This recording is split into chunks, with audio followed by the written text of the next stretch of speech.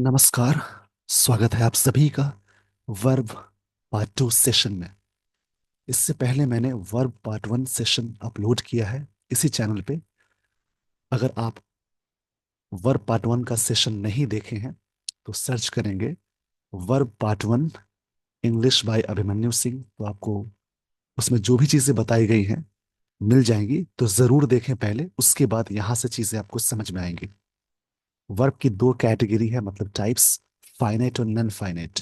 तो फाइनाइट यानी यहाँ पे क्या है, टाइप्स ऑफ फाइनाइट की बात करें तो ये है नॉन फाइनाइट के तीन टाइप्स है, जेरन, पार्टिसिपल, इन्फिनेटिव। तो यहाँ पे क्या है, टाइप्स ऑफ फाइनाइट वर्ब। इसकी दो टाइप्स है, मेन वर्ब और हेल्पिंग वर्ब। इसी को बोलते हैं ऑक्सिलरी वर्ब। अब देखिए, मेन वर्ब के भी दो टाइप्स हैं। It is of two types, transitive verb. अभी होता क्या है, ट्रांजिटिव वर्ब सकर्मक क्रिया। अब होता क्या है इसके बारे में समझेंगे। अ वर्ब विच रिक्वायर्स, विच मतलब जो होता है, which requires an object after it to complete its sense is called transitive verb। मतलब कोई भी वर्ब जिसको जरूरत होती है एक ऑब्जेक्ट की अपने बाद, अपने सेंस को पूरा करने के लिए, वो ट्रांजिटिव वर्ब कहलाएगा। जैसे मान लीजिए एक सेंटेंस है, my friend opened the window. Subject है माई फ्रेंड, ओपेंड है वर्ब की सेकेंड फॉर्म, विंडो क्या है, ऑब्जेक्ट। मतलब मेरे दोस्त ने विंडो खोला। इसका मतलब है कि मेरे दोस्त ने कुछ तो किया जिसका प्रभाव आगे पड़ेगा, यानी वहां पे कुछ चीजों की जरूरत होगी। तो वो ट्रांजिटिव वर्ब कहलाएगा। मतलब जिसका पैसिव बना सके वो ट्रांजिटिव वर्ब है, जिसमें ऑब्जेक्ट आए वो ट्रांजिटिव वर्ब है। तो यहाँ पे ऑब्जेक्ट द विंडो है। दूसरा एग्जाम्पल देखेंगे, my sister made a doll. मेरे सिस्टर ने बनाया, कुछ तो बनाया, एक डॉल बनाया, मतलब गुड़िया। तो यहाँ पे सब्जेक्ट है, ये है वी टू, और यह डॉल ऑब्जेक्ट। यानी मेड क्या हो गया, इसका पैसिव बनाया जा सकता है, यानी आगे ऑब्जेक्ट भी लगा हुआ है। तो ये मेड कहलाएगा। मेक का सेकेंड फॉर्म है, ये ट्रांजिटिव वर्ब है। He killed a snake. उसने मारा, किसको मारा, सांप को मारा। तो सब्जेक्ट है ही, सब्जेक्ट है ही, किल्ड है इसकी वर्ब की सेकेंड फॉर्म, और स्नेक है, ये ऑब्जेक्ट है। यानी यहां पे एक ऑब्जेक्ट लगा हुआ है, इसलिए ये किल्ड ट्रांजिटिव वर्ब कहलाएगी। अगला इसमें है शी एट। किल्ड यहाँ पे वर्ब की सेकेंड फॉर्म है। शी एट अ चॉकलेट, वह क्या खाई, चॉकलेट। अब देखिए, शी है सब्जेक्ट, एट वर्ब की सेकेंड फॉर्म है, ईट की सेकेंड फॉर्म है, क्या खाई, चॉकलेट खाई। तो यानी वैसा वर्ब जिसमें ऑब्जेक्ट लगे या ऑब्जेक्ट होने का सेंस हो, उसको ट्रांजिटिव वर्ब बोलेंगे। तो यहाँ पे सिंपल पास्ट टेंस का यूज हुआ है। जब भी सेंटेंस में सब्जेक्ट के साथ वी टू जोड़ेंगे प्लस ऑब्जेक्ट, तो समझिए सिंपल पास्ट टेंस है। सब्जेक्ट, वी टू और ऑब्जेक्ट जब भी स्ट्रक्चर में जोड़ेंगे तो वो सिंपल पास्ट टेंस का स्ट्रक्चर कहलाएगा, जिसका मतलब इसने किया, ये सेंस आएगा। अब देखिए, कुछ बातों का ध्यान रखनी बहुत जरूरी है। जैसे मान लीजिए, ही किल्ड, उसने मारा। इसमें ऑब्जेक्ट होने का एक सेंस है। मान लीजिए ऑब्जेक्ट नहीं भी लगा है तो वो ट्रांजिटिव वर्ब ही कहलाएगा, क्योंकि यहाँ पे ही किल्ड यानी उसने किसी को तो मारा। तो यहाँ पे एक ऑब्जेक्ट होने का सेंस है, इसलिए ये वाला किल्ड ट्रांजिटिव वर्ब कहलाएंगे, ट्रांजिटिव वर्ब कहलाएगा। बट इसमें ध्यान देने की जरूरत है, जब आगे ऑब्जेक्ट आएगा तभी आप पैसिव बना सकते हैं। तो ये वैसा वर्ब जिसके बाद, जैसे मान लीजिए यहाँ पे है शी हैज ईटन, उसने खाया, कुछ तो खाया होगा। तो यहाँ पे एक ऑब्जेक्ट होने का सेंस है। मान लीजिए चॉकलेट खाया होगा तो ऑब्जेक्ट हो गया। तो ऑब्जेक्ट नहीं भी लगा है तो वहां पे एक सेंस लग रहा है कि एक ऑब्जेक्ट की जरूरत वहां पे है। सेंस लग रहा है कि एक ऑब्जेक्ट की जरूरत वहां पे है, तो वो ट्रांजिटिव वर्ब कहलाएगी। मतलब वैसा वर्ब जिसके आगे एक ऑब्जेक्ट लगा हो या ऑब्जेक्ट होने का सेंस हो, उसको ट्रांजिटिव वर्ब बोलते हैं। आई होप आपने ये बातें पूरी तरह से समझ ली होगी। तो इस पेज का स्क्रीनशॉट लीजिए और इसको प्रैक्टिस करेंगे। आइए दोस्तों, मैं आपको ले चलता हूं दूसरे स्लाइड पे। यहाँ पे देखिए इंट्रांजिटिव, ये क्या है? A verb which does not require, do does के साथ हमेशा वी वन जोड़ेंगे, an object after it to complete its sense is called intransitive verb. मतलब कोई भी वर्ब जिसको जरूरत नहीं है एक ऑब्जेक्ट की अपने सेंस को पूरा करने के लिए, वो कहलाती है इंट्रांजिटिव वर्ब, जिसको हिंदी में कहते हैं आक्रामक क्रिया। जैसे मान लीजिए द सन शाइन्स, इसमें ऑब्जेक्ट की रिक्वायरमेंट है ही नहीं और है भी नहीं लगा हुआ। तो ये जो वर्ड है शाइन्स, ये क्या है? इंट्रांजिटिव वर्ब है। द गर्ल स्माइल्ड, उसने मतलब लड़की ने स्माइल किया। तो यहाँ पे स्माइल्ड क्या है? सेकेंड फॉर्म है, ये है ऊपर वाला शाइन्स V5 है। तो ये सब इंट्रांजिटिव में आएगा क्योंकि इसके बाद कोई ऑब्जेक्ट नहीं लगा है। द मैन डाइड, वह व्यक्ति मर गया। इसका मतलब है कि वो ट्रांजिटिव वर्ब नहीं है, इनट्रांजिटिव वर्ब है। जिसके बाद कोई ऑब्जेक्ट नहीं लगा हो तो वो इनट्रांजिटिव वर्ब कहलाती है। जैसे मान लीजिए एक सेंटेंस है, he has gone to Mumbai, वह कहाँ गया है? मुंबई गया है। इसकी पैसिव नहीं बना सकते। अगर आपने बना दिया Mumbai has been gone by him, इसका मतलब हो जाएगा मुंबई उसके अंदर चला गया। तो यहाँ पे हैज के साथ जो गॉन है, ये वर्ब की थर्ड फॉर्म लगी है। हैव हैज के साथ V3 है, यानी ये प्रेजेंट परफेक्ट टेंस है। प्रेजेंट परफेक्ट टेंस का पैसिव बनाते हैं, बट यहाँ पे गो लगने की वजह से पैसिव नहीं बनेगा इसका, क्योंकि ये इनट्रांजिटिव वर्ब है, ट्रांजिटिव नहीं है। He has gone to Mumbai.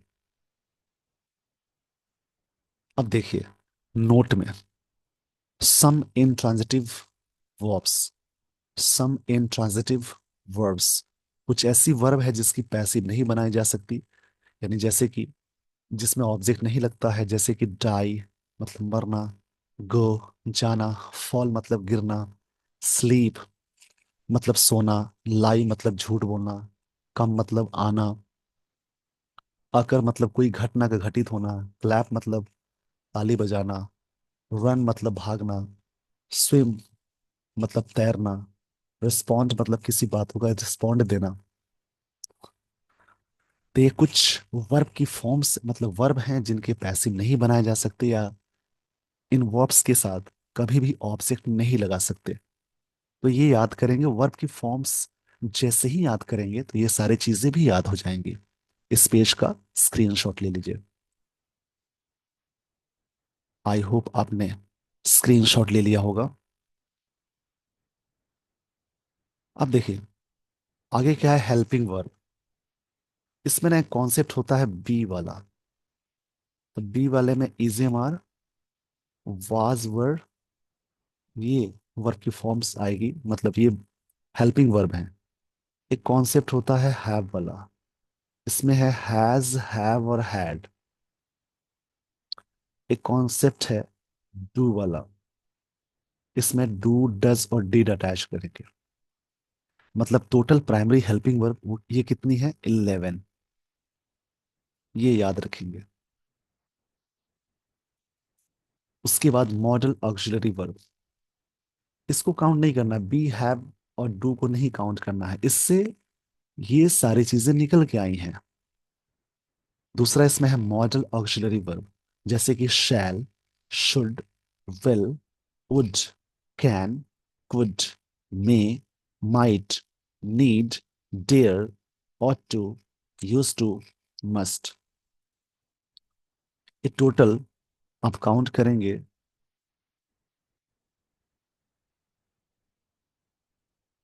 तो टोटल 13 मॉडल एक्सिलरी वर्ब है, जैसे कि 1 2 3 4 5 6 7 8 9 10 11 12 13। टोटल मॉडल एक्सिलरी वर्ब 13 होती है। अब देखिए बहुत जगहों पे नीड और डेयर को मेन वर्ब के रूप में भी रखा गया है। तो हेल्पिंग वर्ब वर्ब तो है ही ये दोनों, उसके साथ साथ मेन वर्ब भी है। जहां पे नीड और डेयर के साथ इन्फिनेटिव जोड़ेंगे तो वो कैसे कैसे वर्क करेगी? मेन वर्ब की तरह। अब देखिए मॉडल्स के बारे में मैं आपको कुछ स्ट्रक्चर्स बताने वाला हूं। यहां से कुछ स्ट्रक्चर्स का यूज करेंगे आप। इस पेज का स्क्रीनशॉट ले लीजिए।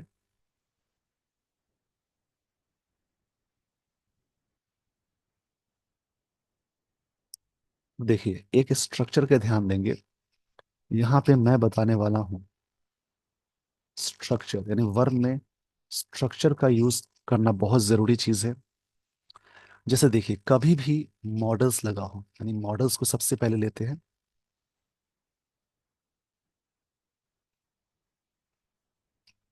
मॉडल्स को सबसे पहले लेते हैं, जैसे कभी भी मॉडल्स का यूज हो तो यहाँ पे ध्यान देने की जरूरत है। अगर एक्टिव सेंटेंस हो, मतलब इन एक्टिव,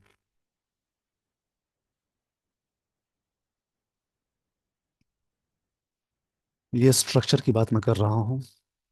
एक्टिव में स्ट्रक्चर क्या होता है, सब्जेक्ट प्लस जो भी मॉडल्स है उसके साथ हमेशा V1 जोड़ेंगे, और O for object, S for subject, O for object. ये एक्टिव का स्ट्रक्चर है।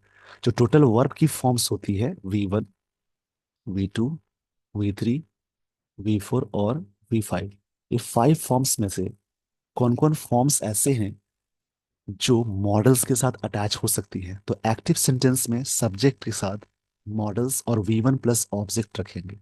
मतलब एक्टिव सेंटेंस में मॉडल्स के साथ, यानी can, could, may, might, shall, should के साथ हमेशा V1 जोड़ेंगे। और आगे देखेंगे इन पैसिव। पैसिव में ये जो ऑब्जेक्ट है इधर आ जाता है, तो क्या बनेगा, पैसिव सब्जेक्ट। जो भी मॉडल्स है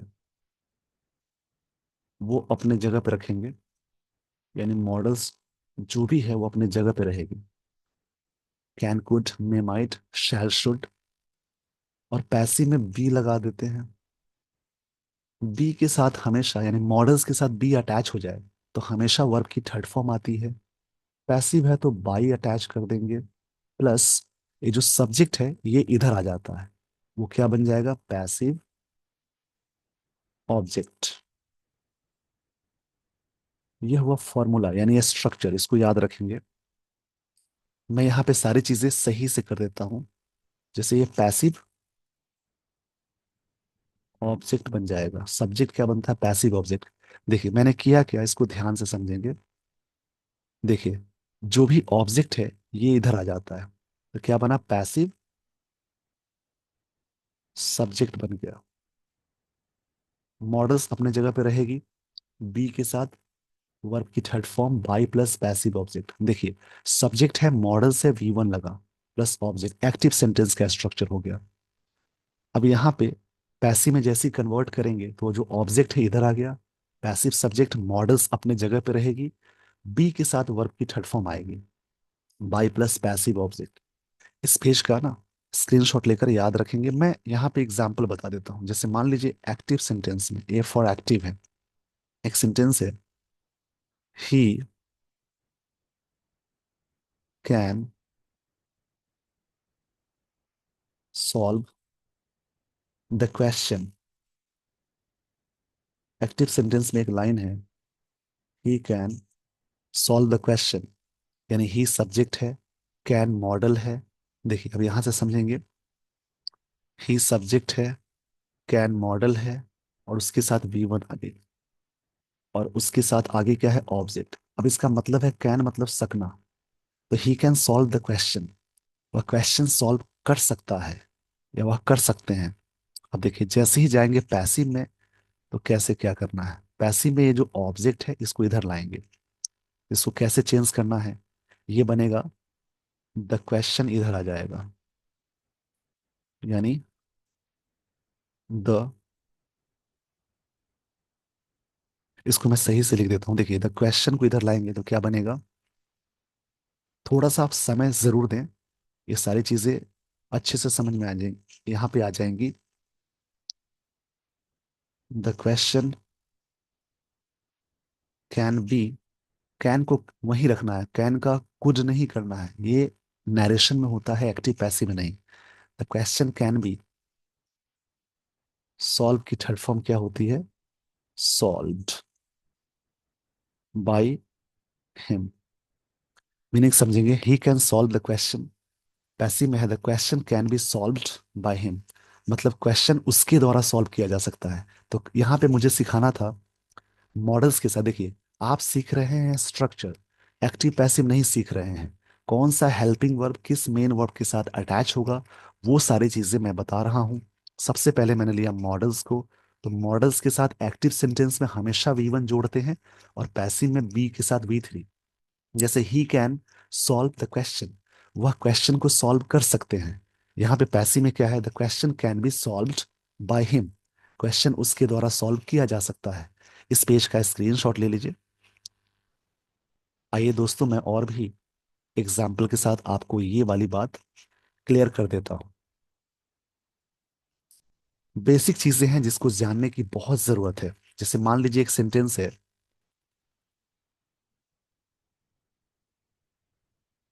you should help, you should help the poor, मान लीजिए ऐसा लिखा हुआ है। शुड मतलब चाहिए का सेंस हो जाता है। यू शुड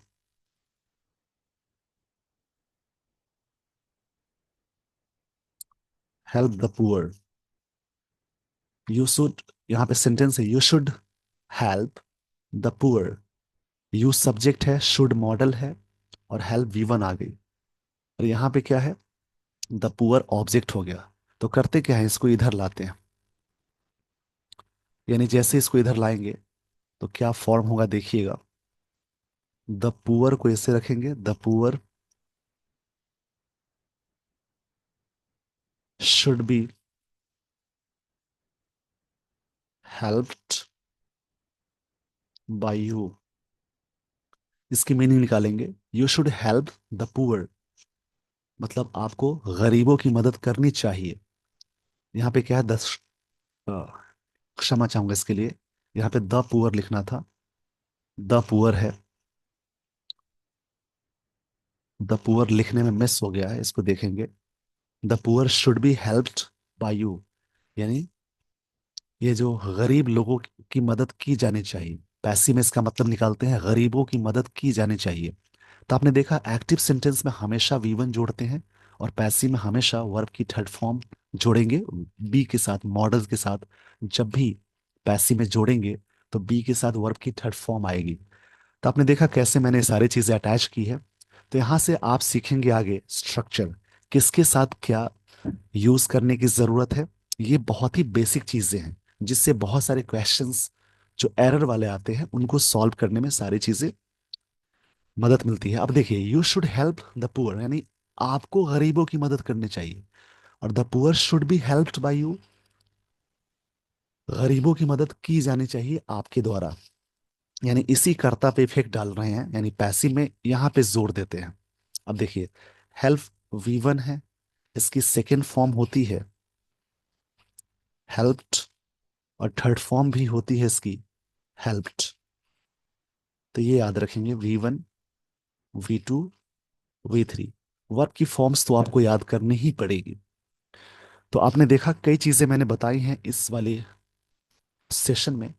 तो पहले आप पार्ट 1 का सेशन देखिए, अगर आपको नहीं मिल रहा है तो आप सर्च करेंगे यूट्यूब चैनल पे verb part 1 by Abhimanyu Singh, तो आपको मिल जाएगा। वैसे प्लेलिस्ट है, वहां पे सारी चीजें मिलेंगी। और ये पार्ट 2 है। तो पार्ट 2 में इतना ही, और रेस्ट पार्ट के लिए आप वेट कीजिए, जल्द ही नेक्स्ट पार्ट मिलेगा आपको। So every day read, understand and try to make sentences by using these structures. If you do so, after some time your English will be very very good up to now. मतलब कह सकते हैं ना, your English will be up to the mark. तो आपने ये सारी बातें समझ ली, तो इस पेज का स्क्रीनशॉट ले लीजिए। With this everyone, I would like to end the session. Thank you so much for watching this video.